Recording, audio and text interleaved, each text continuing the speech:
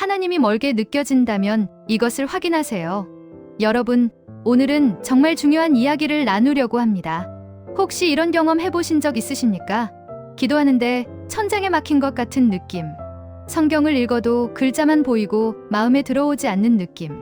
예배를 드려도 감동이 없는 느낌. 한때는 뜨거웠던 신앙이 이제는 메마른 것 같은 느낌. 하나님, 어디 계세요? 왜 응답이 없으세요? 왜 이렇게 멀게 느껴지세요? 이렇게 기도해 보신 적 있으십니까? 솔직히 말씀드리면 저도 그랬습니다. 아마 여기 계신 모든 분들이 한 번쯤은 이런 영적 침체기를 경험하셨을 것입니다.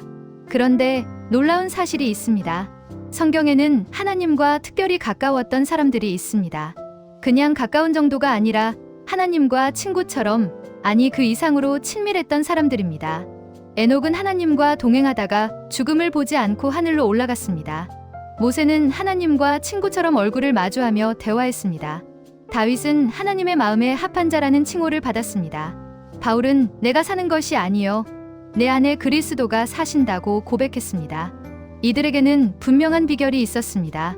오늘 우리는 이 네 사람을 통해 하나님과 진짜 가까워지는 확실한 방법을 배우게 될 것입니다. 이것은 이론이 아닙니다. 성경이 증명하는 실제적인 방법입니다. 자, 지금부터 에녹의 동행, 모세의 대화, 다윗의 솔직함, 바울의 헌신을 하나씩 자세히 살펴보겠습니다. 오늘 이 말씀이 여러분의 신앙에 불을 지피는 시간이 되기를 바랍니다. 시작 전 구독과 좋아요도 꼭 눌러주세요. 에녹, 동행의 비밀. 에녹은 누구인가? 먼저 에녹에 대해 알아보겠습니다. 에녹은 창세기 5장에 등장하는 인물입니다. 아담으로부터 7대손이고 무두셀라의 아버지입니다. 그런데 창세기 5장은 아담의 후손들의 족보인데 대부분 이렇게 기록되어 있습니다. 아무개가 몇 세의 아들을 낳고 그 후에 몇 년을 살다가 죽었더라. 이 패턴이 계속 반복됩니다. 낳고 살고 죽고 낳고 살고 죽고. 그런데 에녹만 다릅니다. 창세기 5장 2일에 이 사절을 보겠습니다. 에녹은 65세에 무두셀라를 낳았고 무두셀라를 낳은 후 300년을 하나님과 동행하며 자녀들을 낳았으며 에녹의 모든 날이 365세였더라. 에녹이 하나님과 동행하더니 하나님이 그를 데려가심으로 세상에 있지 아니하였더라. 여러분, 이 구절에서 놀라운 점을 발견하셨습니까? 첫째, 하나님과 동행하며라는 표현이 2번이나 나옵니다. 다른 사람들에게는 없는 표현입니다. 둘째, 죽었더라가 아니라 하나님이 그를 데려가심으로 세상에 있지 아니하였더라입니다. 에녹은 죽지 않았습니다. 하나님께서 직접 데려가셨습니다. 성경 전체에서 죽지 않고 하늘로 올라간 사람은 에녹과 엘리야, 단 2명뿐입니다. 왜 에녹에게 이런 특별한 일이 일어났을까요? 답은 간단합니다. 하나님과 동행했기 때문입니다. 동행이란 무엇인가? 그런데 여기서 중요한 질문이 있습니다. 동행이 정확히 무엇입니까? 에녹이 한 동행이 무엇이길래 하나님께서 그를 죽지 않게 하셨을까요? 동행의 히브리어는 할라크입니다. 이 단어의 의미를 정확히 이해해야 합니다. 할라크는 단순히 걷다가 아닙니다. 함께 걷다, 같은 방향으로 가다, 생활 방식을 함께하다라는 의미입니다. 아모스 3장 3절에 이런 말씀이 있습니다.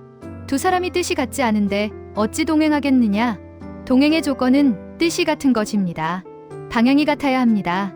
목적이 같아야 합니다. 가치관이 같아야 합니다. 에녹이 하나님과 동행했다는 것은 에녹이 하나님의 뜻에 자신을 맞추었다는 것입니다. 자기 뜻대로 가면서 하나님더러 따라오시라고 한 것이 아닙니다. 하나님이 가시는 곳으로 에녹이 따라간 것입니다. 그리고 동행은 매일의 문제입니다. 성경은 에녹이 300년을 하나님과 동행했다고 말합니다. 300년이요. 하루 이틀이 아닙니다. 일주일이나 한 달이 아닙니다. 300년 동안 매일매일 하나님과 함께 걸었습니다. 여러분, 동행은 특별한 날에 하는 것이 아닙니다. 평범한 일상에서 하는 것입니다. 에녹도 우리와 같은 일상을 살았습니다. 성경에 보면 에녹도 결혼을 했고 자녀를 낳았고 먹고 마시고 일했습니다. 그러나 그 모든 일상 가운데 하나님과 함께 걸었습니다. 아침에 눈을 뜨면 하나님을 의식했습니다. 일하면서 하나님을 의식했습니다. 자녀를 키우면서 하나님을 의식했습니다. 밤에 잠들 때도 하나님을 의식했습니다. 이것이 동행입니다. 에녹의 시대의 배경. 그런데 여기서 더 놀라운 사실이 있습니다. 에녹이 살던 시대가 어떤 시대였는지 아십니까? 에녹이 어떤 환경에서 하나님과 동행했는지를 알면 그의 신앙이 얼마나 대단한지 알게 됩니다. 에녹은 대홍수 이전의 시대를 살았습니다. 창세기 6장 5절을 보면 그 시대가 어땠는지 나옵니다. 여호와께서 사람의 죄악이 세상에 가득함과 그의 마음으로 생각하는 모든 계획이 항상 악할 뿐임을 보시고 온 세상이 죄악으로 가득했습니다. 사람들의 생각이 항상 악했습니다. 가끔이 아니라 항상이요. 에녹은 이런 시대에 살았습니다. 주변 모든 사람들이 하나님을 떠나 악을 행하고 있었습니다. 하나님을 믿는 것이 이상하게 여겨지는 시대였습니다. 신앙을 조롱받는 시대였습니다. 그런데도 에녹은 흔들리지 않았습니다. 300년 동안 한결같이 하나님과 동행했습니다. 히브리서 11장 5회 6절은 이렇게 증언합니다. 믿음으로 에녹은 죽음을 보지 않고 옮겨졌으니 하나님이 그를 옮기심으로 다시 보이지 아니하였느니라. 그는 옮겨지기 전에 하나님을 기쁘시게 하는 자라 하는 증거를 받았느니라. 에녹은 하나님을 기쁘시게 하는 자였습니다. 온 세상이 하나님을 슬프게 할 때 에녹만 하나님을 기쁘시게 했습니다. 여러분, 지금 우리가 사는 시대는 어떻습니까? 물질만능주의, 세속주의, 쾌락주의가 판치는 시대입니다. 하나님을 믿는다고 하면 이상하게 보는 시대입니다. 교회가 비난받고 신앙이 조롱당하는 시대입니다. 에녹의 시대와 다르지 않습니다. 하지만 에녹이 그 시대에 하나님과 동행했다면 우리도 이 시대에 하나님과 동행할 수 있습니다. 환경이 문제가 아닙니다. 마음의 결정이 문제입니다. 동행의 실제적 적용. 자, 그러면 우리는 실제로 어떻게 하나님과 동행할 수 있을까요? 에녹처럼 동행하려면 무엇을 해야 할까요? 지금부터 아주 실제적인 이야기를 하겠습니다. 첫째, 하나님을 의식하는 삶을 살아야 합니다. 동행의 핵심은 함께 있다는 것입니다. 함께 있으려면 상대방을 의식해야 합니다. 여러분, 사랑하는 사람과 함께 걸을 때를 생각해 보십시오. 옆에 누가 있는지 의식합니다. 그 사람의 걸음 속도에 맞춥니다. 그 사람과 대화합니다. 그 사람이 좋아하는 것을 함께 봅니다. 하나님과 동행도 마찬가지입니다. 아침에 일어나면 하나님, 오늘도 함께 해주세요 라고 의식적으로 기도하십시오. 일하면서 하나님, 지금 저와 함께 계시죠? 라고 생각하십시오. 결정을 내릴 때 하나님, 이것이 주님 뜻에 맞습니까? 라고 여쭤보십시오. 이것이 하나님을 의식하는 삶입니다. 둘째, 하나님의 뜻에 순종해야 합니다. 아까 말씀드렸듯이 동행은 같은 방향으로 가는 것입니다. 내 뜻대로 가면서 하나님더러 따라오시라고 하면 그것은 동행이 아닙니다. 하나님의 뜻을 알려면 말씀을 읽어야 합니다. 말씀을 통해 하나님의 방향을 알 수 있습니다. 그리고 그 방향으로 가야 합니다. 성경을 읽으면서 이것이 옳구나 싶은 것이 있으면 그것을 실천해야 합니다. 아는 것만으로는 부족합니다. 순종해야 합니다. 셋째, 매일 꾸준히 해야 합니다. 에녹은 300년을 동행했습니다. 동행은 마라톤입니다. 단거리 경주가 아닙니다.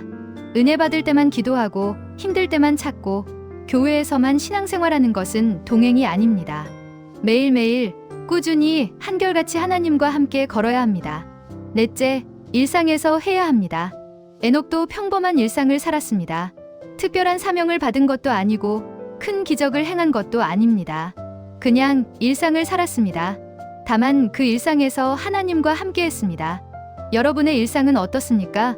출근길에, 점심시간에, 퇴근 후에, 주말에 그 모든 순간에 하나님을 의식하고 계십니까? 동행은 특별한 곳에서 하는 것이 아닙니다. 바로 지금 여기서 이 일상에서 하는 것입니다. 동행의 결과, 에녹이 하나님과 동행한 결과가 무엇이었습니까? 그리고 우리가 동행하면 어떤 결과를 얻게 될까요? 에녹의 결과는 분명했습니다. 첫째, 하나님을 기쁘시게 했습니다. 히브리서 11장 5절. 그는 옮겨지기 전에 하나님을 기쁘시게 하는 자라 하는 증거를 받았느니라. 하나님께서 직접 이 사람은 나를 기쁘게 한다고 인정해 주셨습니다. 이보다 더 큰 칭찬이 어디 있겠습니까? 여러분, 우리 삶의 목적이 무엇입니까? 돈을 버는 것입니까? 성공하는 것입니까? 행복하게 사는 것입니까? 물론 그것들도 중요합니다. 하지만 가장 중요한 것은 하나님을 기쁘시게 하는 것입니다. 에녹은 그것을 이루었습니다. 동행을 통해서요. 둘째, 죽음을 보지 않았습니다. 에녹은 죽지 않고 하늘로 올라갔습니다. 이것은 물론 특별한 경우입니다. 우리 모두가 죽지 않고 하늘로 올라가지는 않을 것입니다. 하지만 이것이 상징하는 바가 있습니다. 하나님과 동행하는 사람은 죽음도 두렵지 않다는 것입니다. 왜냐하면 동행의 끝이 하나님의 품이기 때문입니다. 에녹이 300년 동안 하나님과 걷다가 어느 날 하나님의 집에 도착한 것입니다. 그래서 세상에 있지 아니하였더라. 더 이상 돌아올 필요가 없었습니다. 이미 목적지에 도착했으니까요. 셋째, 후대의 본이 되었습니다. 에녹의 증거는 수천 년이 지난 지금도 우리에게 전해지고 있습니다. 히브리서 기자가 믿음의 영웅들을 나열할 때 에녹을 포함시켰습니다. 하나님과 동행하는 삶은 자기만 복받는 것이 아닙니다. 후대에 주변에 선한 영향력을 끼칩니다. 여러분, 에녹의 비결은 단순합니다. 매일 하나님과 함께 걷는 것입니다. 특별한 능력이 필요하지 않습니다. 대단한 재능이 필요하지 않습니다. 그저 하나님을 의식하고 하나님의 뜻에 순종하며 매일 꾸준히 함께 걷는 것입니다. 오늘부터 에녹처럼 동행을 시작해 보시겠습니까? 모세 대화의 비밀. 모세와 하나님의 관계. 자, 이제 두 번째 인물 모세를 살펴보겠습니다. 모세는 성경에서 가장 위대한 선지자 중 하나입니다. 그런데 모세와 하나님의 관계가 얼마나 특별했는지 아십니까? 지금부터 놀라운 이야기를 들려드리겠습니다. 출애굽기 33장 11절을 보겠습니다. 사람이 자기의 친구와 이야기함 같이 여호와께서는 모세와 대면하여 말씀하시며, 여러분, 이 구절을 자세히 보십시오. 사람이 자기의 친구와 이야기함 같이 하나님께서 모세와 친구처럼 대화하셨다는 것입니다. 그냥 명령하고 지시하는 관계가 아니었습니다. 친구처럼 편안하게 이야기하는 관계였습니다. 민수기 12장 6에 8절에는 더 놀라운 말씀이 있습니다. 이르시되 내 말을 들으라. 너희 중에 선지자가 있으면 나 여호와가 환상으로 나를 그에게 알리기도 하고 꿈으로 그와 말하기도 하거니와 내 종 모세와는 그렇지 아니하니 그는 내 온 집에 충성함이라. 그와는 내가 대면하여 명백히 말하고 은밀한 말로 하지 아니하며 그는 또 여호와의 형상을 보거늘. 다른 선지자들에게는 환상과 꿈으로 말씀하셨지만 모세에게는 대면하여 명백히 말씀하셨습니다. 비유나 상징이 아니라 직접적으로 명확하게 대화하셨습니다. 이것이 모세와 하나님의 관계입니다. 하나님의 친구, 하나님과 대면하여 대화하는 사람. 모세의 기도. 모세가 어떻게 이런 특별한 관계를 맺을 수 있었을까요? 비결이 무엇이었을까요? 지금부터 모세의 기도를 통해 그 비결을 살펴보겠습니다. 모세의 기도에는 특별한 점이 있습니다. 첫째, 모세는 하나님께 솔직하게 말했습니다. 출애굽기 32장에서 이스라엘 백성이 금송아지를 만들어 우상 숭배를 했습니다. 하나님께서 진노하셔서 이 백성을 멸하겠다고 하셨습니다. 그때 모세가 어떻게 기도했는지 보십시오. 출애굽기 32장 1일에 1-3절입니다. 모세가 그의 하나님 여호와께 구하여 이르되 여호와여 어찌하여 그 큰 권능과 강한 손으로 애굽 땅에서 인도하여 내신 주의 백성에게 진노하시나이까? 어찌하여 애굽 사람들이 말하기를 여호와가 자기의 백성을 산에서 죽이고 지면에서 멸하려는 악한 의도로 인도해 내었다 하게 하시려나이까? 주의 맹렬한 노를 그치시고 뜻을 돌이키사 주의 백성에게 이 화를 내리지 마옵소서. 주의 종 아브라함과 이삭과 이스라엘을 기억하소서. 모세가 하나님께 직접적으로 말하고 있습니다. 왜 이러십니까? 애굽 사람들이 뭐라고 하겠습니까? 약속을 기억해 주십시오. 이것은 건방진 것이 아닙니다. 친밀함의 표현입니다. 하나님과 그만큼 가까우니까 솔직하게 말할 수 있는 것입니다. 둘째, 모세는 하나님을 갈망했습니다. 출애굽기 33장 18절에서 모세가 이렇게 기도합니다. 모세가 이르되 원하건대 주의 영광을 내게 보이소서. 모세는 이미 하나님과 대면하여 대화하는 사람이었습니다. 그런데도 더 보고 싶다고 합니다. 더 알고 싶다고 합니다. 만족하지 않았습니다. 이것이 하나님과 친밀해지는 비결입니다. 갈망하는 것입니다. 더 가까워지고 싶은 열망이 있어야 합니다. 여러분, 하나님을 더 알고 싶은 갈망이 있으십니까? 더 가까워지고 싶은 열망이 있으십니까? 회막에서의 시간. 모세에게는 특별한 습관이 있었습니다. 이것이 모세와 하나님의 친밀함의 핵심입니다. 무엇이었을까요? 출애굽기 33장 7에 9절을 보겠습니다. 모세가 항상 장막을 취하여 진 밖에 쳐서 진과 멀리 떠나게 하고 회막이라 이름하니 무릇 여호와를 앙모하는 자는 다 진 밖 회막으로 나아가며 모세가 회막으로 나아갈 때에는 백성이 다 일어나 각기 장막 문에 서서 모세가 회막에 들어가기까지 바라보며 모세가 회막에 들어갈 때에 구름 기둥이 내려 회막 문에 서며 여호와께서 모세와 말씀하시니 모세는 항상 회막에 나아갔습니다.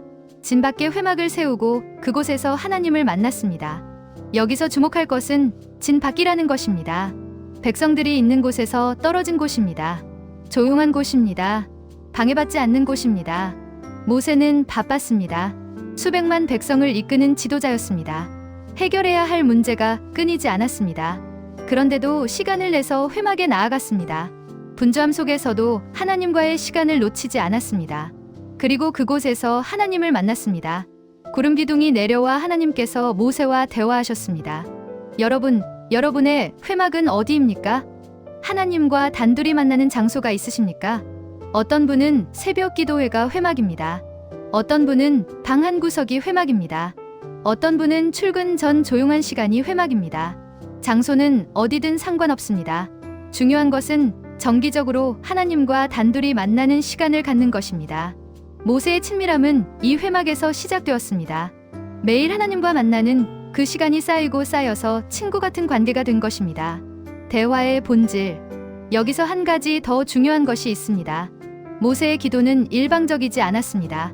진짜 대화였습니다. 이것이 무슨 의미인지 설명해 드리겠습니다. 많은 분들이 기도를 할 때 말만 합니다. 할 말을 다 하고 예수님 이름으로 기도합니다. 아멘 하고 끝납니다. 그런데 대화는 그렇지 않습니다. 대화는 말하고 듣는 것입니다. 내가 말하고 상대방 말을 듣고 다시 내가 말하고. 이것이 대화입니다. 모세는 하나님께 말했고 하나님의 말씀을 들었습니다. 진짜 쌍방향 대화를 했습니다. 출애굽기 33장을 보면 모세와 하나님의 대화가 생생하게 기록되어 있습니다. 모세가 말합니다. 주께서 나더러 이 백성을 인도하여 올라가라 하시면서 나와 함께 보낼 자를 내게 알게 하지 아니하시나이다. 하나님께서 대답하십니다. 내가 친히 가리라. 내가 너를 쉬게 하리라. 모세가 다시 말합니다. 주께서 친히 가지 아니하시려거든 우리를 이곳에서 올려보내지 마옵소서. 하나님께서 다시 대답하십니다. 너의 말대로 내가 이것도 하리라. 이것이 대화입니다. 주고받는 것입니다. 여러분의 기도는 어떻습니까? 말만 하고 계십니까? 아니면 하나님의 음성을 듣기 위해 기다리고 계십니까? 하나님은 지금도 말씀하고 계십니다. 성경을 통해, 성령님을 통해, 때로는 환경을 통해 말씀하십니다. 문제는 우리가 듣지 않는 것입니다. 기도 후에 잠시 멈추십시오. 성경을 펴십시오. 조용히 묵상하십시오. 그러면 하나님의 음성을 들을 수 있습니다. 대화의 결과. 모세가 하나님과 대화한 결과는 무엇이었습니까? 놀라운 일들이 일어났습니다. 첫째, 모세의 얼굴이 빛났습니다. 출애굽기 34장 29절입니다. 모세가 그 증거의 두 판을 자기 손에 들고 시내 산에서 내려올 때 자기가 여호와와 말씀하였으므로 그의 얼굴 가죽에 광채가 나는 것을 알지 못하였더라. 하나님과 대화한 결과 모세의 얼굴에서 빛이 났습니다. 하나님의 영광이 그에게 묻어났습니다. 여러분, 하나님과 깊은 교제를 나누면 우리도 변합니다. 성품이 변하고 말이 변하고 행동이 변합니다. 그리스도의 향기가 나기 시작합니다. 둘째, 하나님의 뜻을 알 수 있었습니다. 모세는 대화를 통해 하나님의 계획을 알았습니다. 어디로 가야 하는지, 무엇을 해야 하는지 분명히 알 수 있었습니다. 우리가 결정을 내려야 할 때, 방향을 알고 싶을 때 하나님과 대화해야 합니다. 일방적으로 기도하고 끝내지 말고 하나님의 응답을 기다려야 합니다. 셋째, 담대함을 얻었습니다. 모세는 애굽의 바로 앞에서도 광야의 고난 속에서도 백성의 원망 앞에서도 담대했습니다. 왜냐하면 하나님과 대화했기 때문입니다. 하나님의 뜻을 확신했기 때문입니다. 우리도 마찬가지입니다. 하나님과 깊이 대화하면 담대해집니다. 두려움이 사라집니다. 하나님이 함께 하신다는 확신이 생기기 때문입니다. 여러분, 모세의 비결은 대화입니다. 일방적으로 말하는 기도가 아니라 하나님과 주고받는 대화입니다. 회막에서 정기적으로 하나님을 만나고 말하고 듣고 응답받는 것입니다. 오늘부터 기도 시간을 점검해 보십시오. 말만 하고 있지 않은지 하나님의 음성을 듣기 위해 기다리고 있는지 살펴보십시오. 다윗 솔직함의 비밀. 다윗의 대한 하나님의 평가. 자, 이제 세 번째 인물 다윗을 살펴보겠습니다. 다윗은 성경에서 가장 드라마틱한 인생을 산 인물 중 하나입니다. 그리고 하나님께서 다윗에 대해 직접 내리신 평가가 있습니다. 이것을 들으시면 놀라실 겁니다. 사무엘상 13장 14절입니다. 지금은 왕의 나라가 길지 못할 것이라 여호와께서 왕에게 명령하신 것을 왕이 지키지 아니하였으므로 여호와께서 그의 마음에 맞는 사람을 구하여 그를 그의 백성의 지도자로 삼으셨느니라.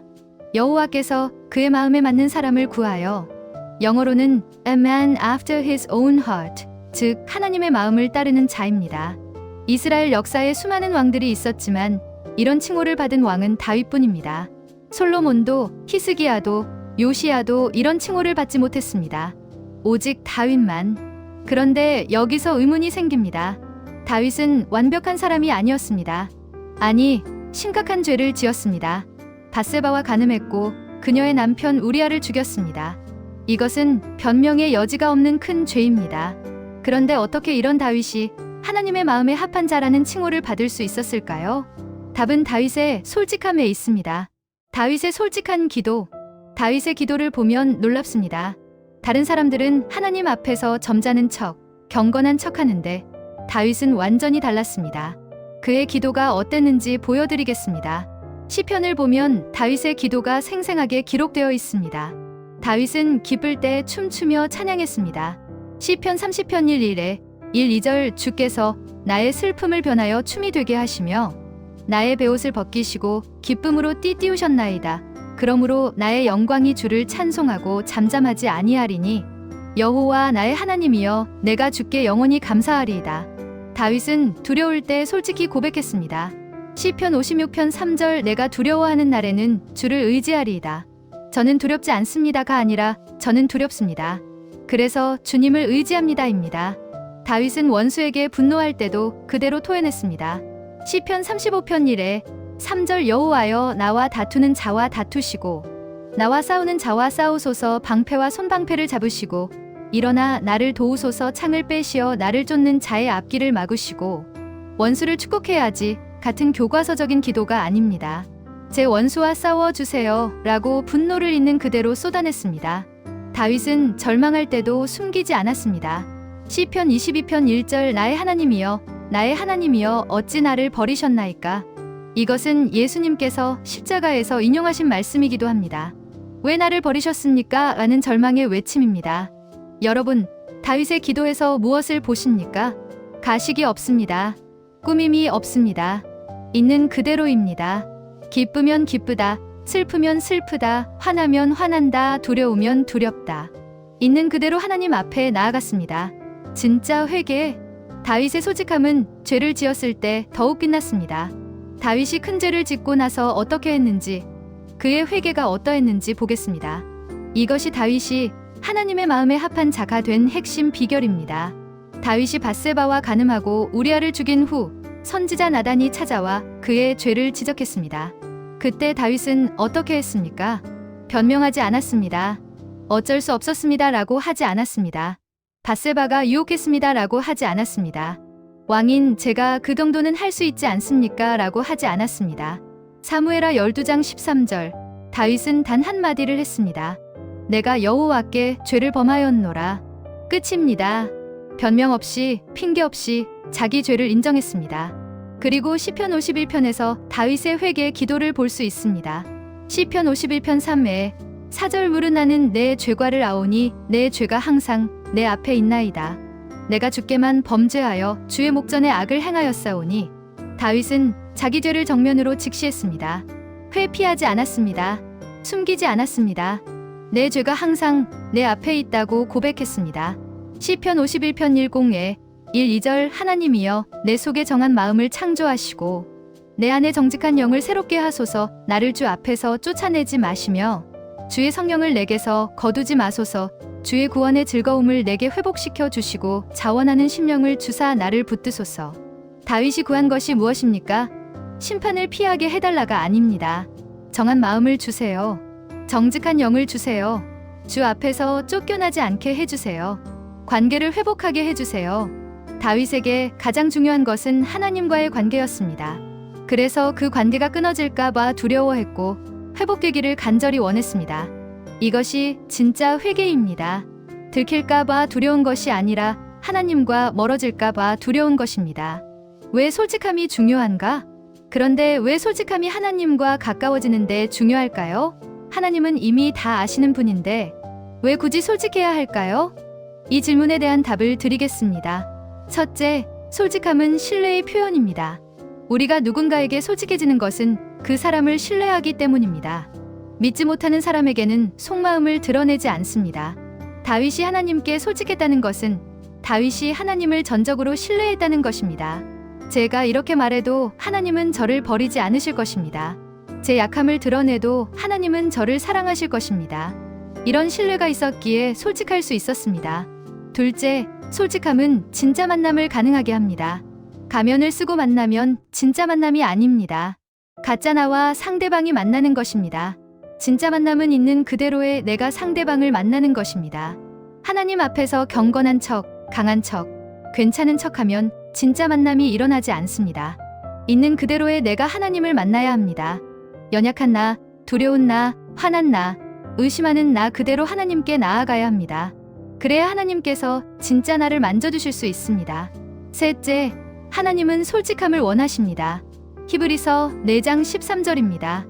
지으신 것이 하나도 그 앞에 나타나지 않음이 없고 우리의 결산을 받으실 이의 눈앞에 만물이 벌거벗은 것 같이 드러나느니라. 하나님은 이미 다 아십니다. 우리가 숨긴다고 숨겨지지 않습니다. 가식을 부린다고 속으시지 않습니다. 그렇다면 차라리 솔직한 것이 낫습니다.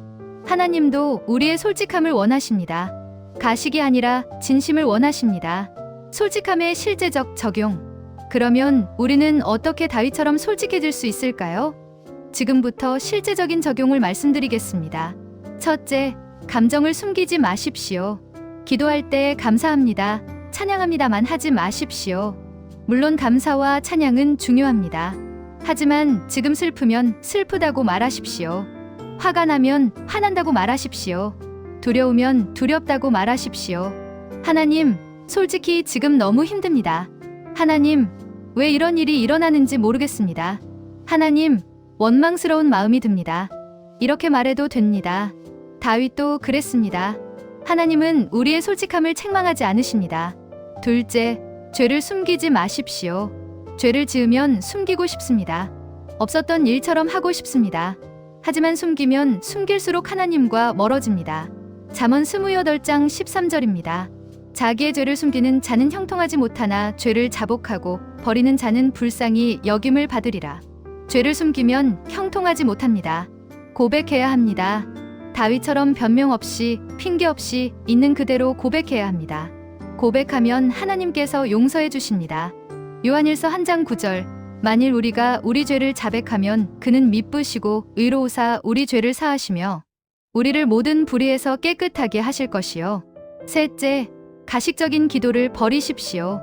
누가 듣는다고 멋있게 기도하지 마십시오. 하나님 앞에서만큼은 진짜 내 모습으로 나아가십시오.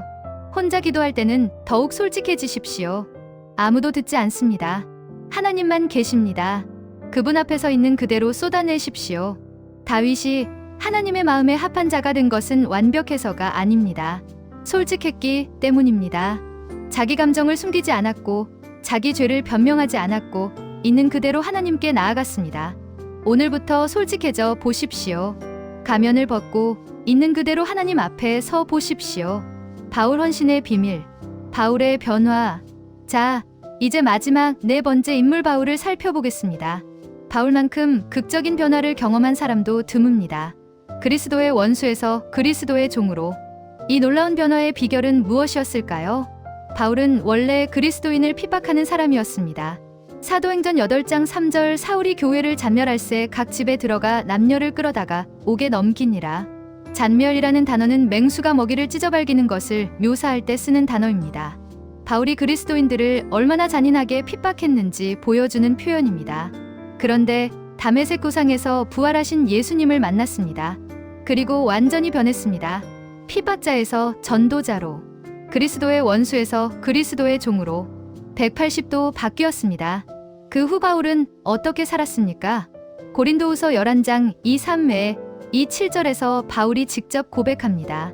나는 더욱 많이 수고하고 더욱 많이 옥에 갇히고 매도 수없이 맞고 여러 번 죽을 뻔하였으니 유대인들에게 40에서 하나 감한 매를 5번 맞았으며 3번 태장으로 맞고 1번 돌로 맞고 3번 파선하고 일주야를 깊은 바다에서 지냈으며 여러 번 여행하면서 강의 위험과 강도의 위험과 동족의 위험과 이방인의 위험과 시내의 위험과 광야의 위험과 바다의 위험과 거짓 형제 중의 위험을 당하고 또 수고하며 애쓰고 여러 번 자지 못하고 줄이며 목마르고 여러 번 굶고 춥고 헐벗었노라. 이 모든 고난을 겪으면서도 바울은 포기하지 않았습니다. 왜요? 그리스도를 향한 헌신 때문입니다. 바울의 고백.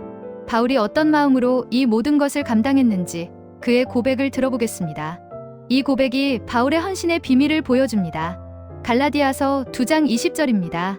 내가 그리스도와 함께 십자가에 못 박혔나니 그런즉 이제는 내가 사는 것이 아니요 오직 내 안에 그리스도께서 사시는 것이라. 이제 내가 육체 가운데 사는 것은 나를 사랑하사 나를 위하여 자기 자신을 버리신 하나님의 아들을 믿는 믿음 안에서 사는 것이라. 이제는 내가 사는 것이 아니요 오직 내 안에 그리스도께서 사시는 것이라. 이것이 바울의 삶의 원리였습니다. 자기 자신을 위해 사는 것이 아니라 자기 안에 계신 그리스도를 위해 사는 것. 빌립보서 1장 21절에서 바울은 이렇게 고백합니다. 이는 내게 사는 것이 그리스도니 죽는 것도 유익함이라. 사는 것이 그리스도라니 죽는 것도 유익이라니. 보통 사람은 이렇게 말합니다. 사는 것이 가족이다. 사는 것이 일이다. 사는 것이 행복이다. 하지만 바울은 말합니다. 사는 것이 그리스도다. 그리스도가 바울의 삶의 전부였습니다. 이유도, 목적도, 기쁨도, 소망도 모두 그리스도였습니다. 빌립보서 3장 7에 8절입니다. 그러나 무엇이든지 내게 유익하던 것을 내가 그리스도를 위하여 다 해로 여길 뿐더러 또한 모든 것을 해로 여김은 내 주 그리스도 예수를 아는 지식이 가장 고상하기 때문이라. 내가 그를 위하여 모든 것을 잃어버리고 배설물로 여김은 그리스도를 얻고. 바울에게는 많은 것이 있었습니다. 좋은 가문, 훌륭한 교육, 높은 지위. 하지만 그 모든 것을 배설물로 여겼습니다. 그리스도를 아는 것에 비하면 다 쓸모없는 것으로 여겼습니다. 이것이 헌신입니다. 그리스도보다 더 중요한 것이 없는 상태입니다. 헌신이란 무엇인가?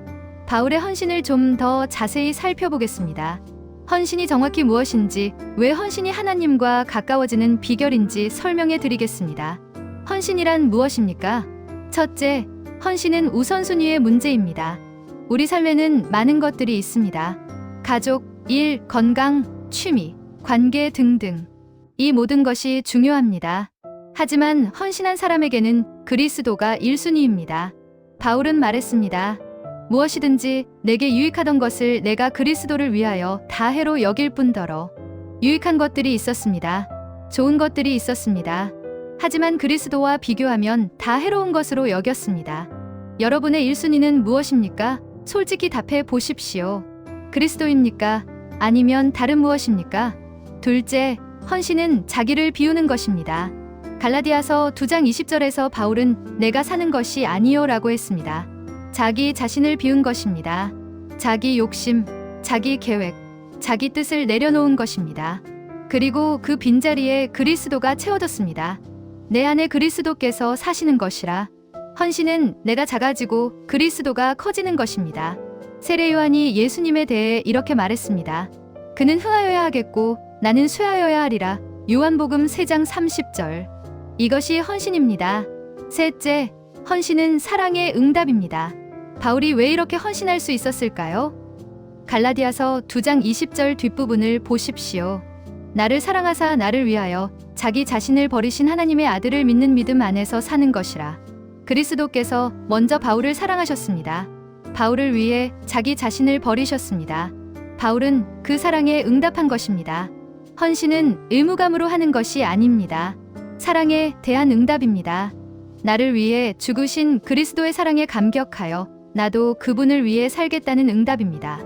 헌신의 결과, 바울의 헌신은 어떤 결과를 가져왔습니까? 그리고 우리가 헌신하면 어떤 일이 일어날까요? 마지막으로 이것을 살펴보겠습니다. 첫째, 그리스도와 하나가 되었습니다. 바울은 내 안에 그리스도께서 사신다고 고백했습니다. 그리스도와 완전히 하나가 된 것입니다. 이보다 더 가까운 관계가 있을 수 있습니까? 에녹은 하나님과 동행했습니다. 모세는 하나님과 대화했습니다. 다윗은 하나님의 마음에 합했습니다. 그리고 바울은 그리스도와 하나가 되었습니다. 헌신의 끝은 연합입니다. 완전한 하나됨입니다. 둘째, 어떤 상황에서도 기뻤습니다. 빌립보서를 보면 바울이 감옥에서 이 편지를 썼습니다. 그런데 기쁨이라는 단어가 16번이나 나옵니다. 감옥에 갇혀 있으면서 기쁨을 이야기합니다. 빌립보서 4장 4절, 주 안에서 항상 기뻐하라. 내가 다시 말하노니 기뻐하라. 항상 기뻐하라고 합니다. 상황이 좋을 때만이 아니라 항상입니다. 왜 이것이 가능했을까요? 바울의 기쁨의 근원이 상황이 아니라 그리스도였기 때문입니다. 상황은 변해도 그리스도는 변하지 않으십니다. 그래서 항상 기쁠 수 있었습니다. 셋째, 죽음도 두렵지 않았습니다. 빌립보서 1장 21절, 이는 내게 사는 것이 그리스도니 죽는 것도 유익함이라. 죽는 것도 유익이라니 어떻게 이런 고백이 가능합니까? 바울에게 죽음은 그리스도와 더 가까워지는 것이었습니다. 지금은 육체 안에서 그리스도와 함께하지만 죽으면 그리스도와 완전히 함께하게 됩니다. 빌립보서 1장 23절, 차라리 세상을 떠나서 그리스도와 함께 있는 것이 내게는 훨씬 더 좋은 일입니다. 헌신한 사람에게 죽음은 끝이 아니라 시작입니다. 두려움이 아니라 소망입니다. 여러분, 오늘 우리는 하나님과 가까웠던 네 사람을 살펴보았습니다. 에녹은 하나님과 동행했습니다. 매일 하나님과 함께 걸었습니다. 특별한 일을 한 것이 아니라 일상에서 하나님을 의식하며 살았습니다. 모세는 하나님과 대화했습니다. 친구처럼 편안하게 얼굴을 마주하며 대화했습니다. 회막에서 정기적으로 하나님을 만나고 말하고 듣고 응답받았습니다. 다윗은 하나님께 솔직했습니다. 기쁨도 슬픔도 분노도 두려움도 숨기지 않았습니다. 죄를 지었을 때도 변명하지 않고 있는 그대로 고백했습니다. 바울은 그리스도께 헌신했습니다. 자기를 비우고 그리스도로 채웠습니다. 사는 것이 그리스도요, 죽는 것도 유익으로 여겼습니다. 동행, 대화, 솔직함, 헌신. 이 네 가지가 하나님과 가까워지는 확실한 방법입니다. 지금 하나님이 멀게 느껴지십니까? 기도해도 천장에 막힌 것 같습니까? 예배에도 감동이 없습니까? 오늘 말씀을 점검해 보십시오. 매일 하나님과 함께 걷고 계십니까? 하나님과 진짜 대화하고 계십니까? 하나님 앞에서 솔직하십니까? 그리스도께 헌신하고 계십니까? 부족한 부분이 있다면 오늘부터 시작하십시오. 하나님은 우리와 가까워지기를 원하십니다. 야고보서 4장 8절 말씀처럼 하나님을 가까이 하라 그리하면 너희를 가까이 하시리라. 우리가 한 걸음 다가가면 하나님께서 10걸음 다가오십니다. 오늘 이 말씀이 여러분의 신앙에 새로운 불을 지피는 시간이 되기를 바랍니다. 하나님과 진짜 가까워지는 삶, 오늘부터 시작하시겠습니까? 영상 내용이 좋았다면 구독과 좋아요 꼭 눌러주세요. 감사합니다.